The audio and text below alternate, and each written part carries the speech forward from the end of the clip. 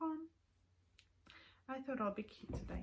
So, okay, what I wanted to talk about today is that if you have watched any of my videos previously, that I have been using WooCommerce for my dropshipping store, and it served this purpose and it can be quite good, but I realized that WooCommerce is not very user friendly. And the reason why we use WooCommerce, which might be a little bit strange because I think Shopify is the main platform for dropshippers, isn't it?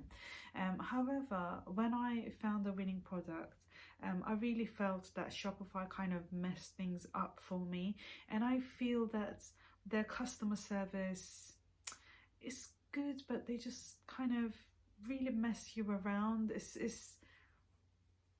I have no words with it, but I just really had like bad feelings about Shopify in general, and I just kind of feel that, I mean, an example would be like so many times I was running ads to a store, and their site broke down because I get notifications when the Shopify site has got errors. Like their site was down for like a whole day and I didn't even know it, and I was running ads, I was running Facebook ads. So basically what was happening is that people were going to the website and there was no website. I mean, what a waste of money. So I got obviously a little bit annoyed and I contacted Shopify, you know, asking them, and I think there was a problem because they didn't let me know, like they were quite late to let me know. I don't exactly remember because this was the first time around when I was drop shipping. I don't exactly remember, but I remember contacting Shopify, asking them to rectify this, and nothing, literally nothing. And then this time around I started using them again. So this is my second journey of drop shipping, and I started using them again, and I was kind of scaling a product, and they just kind of stopped my shop really because they didn't like me selling. They just cause you a lot of problems. It's hard to explain, but the way it is that they have too much control. I think I could have summed this whole thing up with this one little sentence, that they have control over everything. They have control over what you can sell, what you can't sell. They have control over how you do your business, basically. And if they want to, you know, pull the plug out, they can, because it's their platform. So this is why we decided to go with WooCommerce, because the thing about WooCommerce is that you host it yourself. So you don't, there's no one there to check on you. And I think the only place that can kind of shut you down is the government. And they wouldn't unless you kind of do some illegal activity. However, so we've been kind of using WooCommerce, but I realized that WooCommerce, especially after Shopify, I mean, Shopify was user friendly, especially after Shopify, it did not feel user friendly at all. I mean, it's because it's obviously built on WordPress, and WordPress is extremely customizable to a point that it's mind-boggling. Like, it's just like, I don't know what I'm doing most of the time in WooCommerce.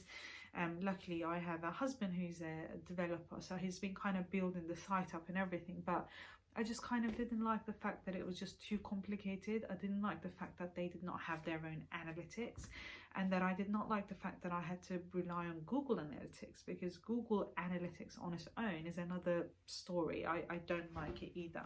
I mean, I really like the Shopify Analytics. So anyway, long story short, which I tend to do that, I digress, I'm sorry. I don't know what happened, whether it's to do with like the positivity work I was doing. So what happened is I heard about HQ Commerce. Was it commercehq? It's either one, from Ecom King, and he's wonderful. I really like Ecom King, and I kind of feel he's one of the most honest drop shippers out there, because he's got nothing to sell, and if someone has something to sell, I'd need to say just move away, because come on, you know, if you're making enough money, why would you want to sell a course? It just doesn't make too much sense. Maybe it makes a little bit of sense, but not too much sense. Anyway, So I heard about HQ Commerce. I think he was building a store with HQ Commerce. So basically, it is like a competitor for Shopify, and I really hope that it takes off. And I really hope that a lot more people start using HQ Commerce or Commerce HQ rather than Shopify. Their platform is super user friendly. They literally they give you a course alongside the software. And they also give you like a database of kind of good products to sell on your shop. Everything is ready. You literally kind of click a button, put the product in your store, and there are even like Facebook ads. Like they have prepared video ads, and they kind of have targeting options. Like how would you target your I was going to say patients. I tend to do that a lot, being a therapist, customers. So they kind of have like targets, headlines, you know, like age groups and interests and whatnot. So it's kind of awesome.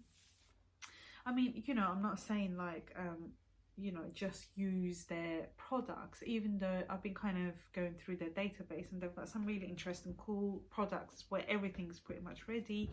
It might still be a good idea for you to kind of, you know, do your own research sometimes as well. But so far we are in the process of building. And another thing that has been kind of good about this is that it's the first time actually me and my husband kind of doing it as a team, which is wonderful because we always had different ideas, and he's a web developer, and we always had different ideas as to what we want to do. But it's just something happened, maybe with all this positive thinking and talk, like positive mindsets and all that things that I'm working on. If you watch any of my other videos, that I just couldn't help it. One day I just found myself sitting in front of YouTube and I just clicked the buy now button for HQ Commerce, and it's a monthly pay, so it's a lot more expensive than Shopify. I think Shopify's monthly plan is something like, what is it, like $25, and this is $99 for one store. So it's a little bit steep, but actually when you work things out, it does work out much cheaper because they're not charging any interest fees on the transactions that you do.